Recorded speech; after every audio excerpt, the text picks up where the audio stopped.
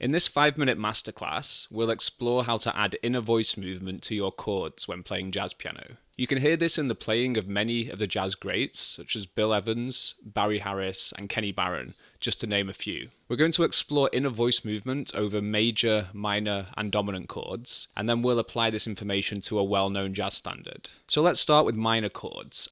Well, there's 4 notes that you can always use for inner voice movement. Using C minor as an example, we can add in a voice movement using the 6, the minor 7, the major 7, and the root. So notice that these notes are just a half step away from each other. If you've watched any of my jazz standard lessons, you'll know that I like to add this moving voice at the bottom of my minor chords.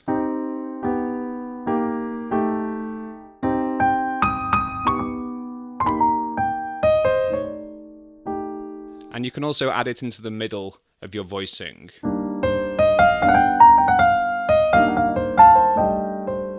Having this moving voice adds harmonic and rhythmic variety, and you can use this over any minor chord. I'd experiment with this in every key, so you can start with C minor, and you can play the minor 7 going to the major 7 and down to the 6, and then you can also put it just in your left hand. So then take this around different keys, so we could move to F minor, and then just in the left hand. So now let's take a look at dominant chords. For dominant chords, we have a lot more freedom to use any notes from the chromatic scale. So over a C7, we could create inner voices with any of these notes. I like to incorporate the altered tensions into my inner voices. The altered notes over C7 would be the flat 9, the sharp 9, the sharp 11, and the sharp 5 or the flat 13. So here's some examples using a 2-5-1 in F major.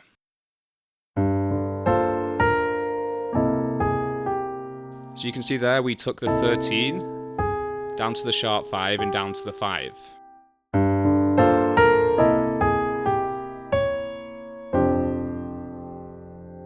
We could also play .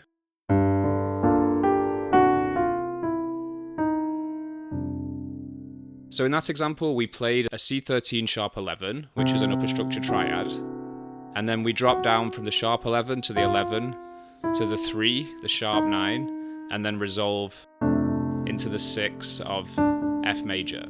You can find more information on this in Piano Groove's upper structure triad course. So finally, let's look at major chords. For major chords, you can get some lovely inner voice movement between the 5, the sharp 5, the 6, and the major 7. So here's a few patterns for C major. So you can see there we moved up from the 5 to the sharp 5 to the 6, and we could also incorporate the major 7. I often play these with both hands, and I like to use these voices when I'm sat on a major chord for a whole bar or longer. To finish, let's use the tune Misty to demonstrate these inner voice possibilities.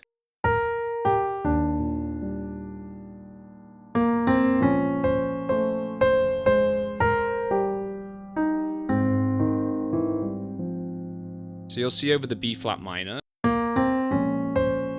that I moved the flat 7 up to the major 7,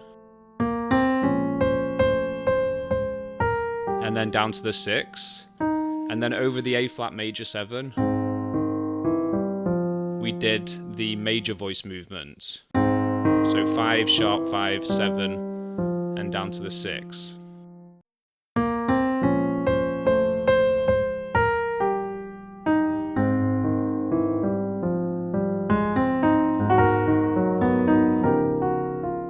So over the D flat 7, we added that inner voice using our 3rd finger, dropping down to the major 3rd.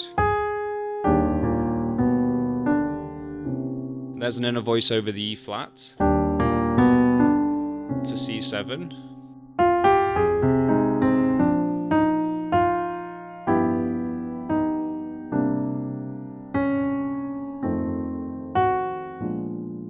So there over the dominant chords, we have a cycle of dominants, and we played G13, then we dropped the 13 to to the sharp 5, and then that falls into the 9 of C7.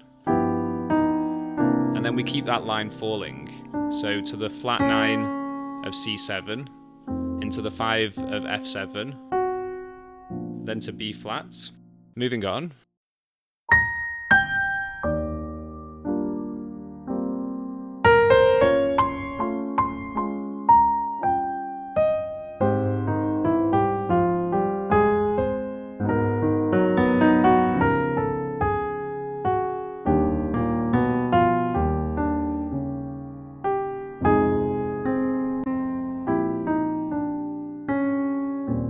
I hope you've enjoyed this 5-minute masterclass, and if you do have any questions, just drop it in the comment box below.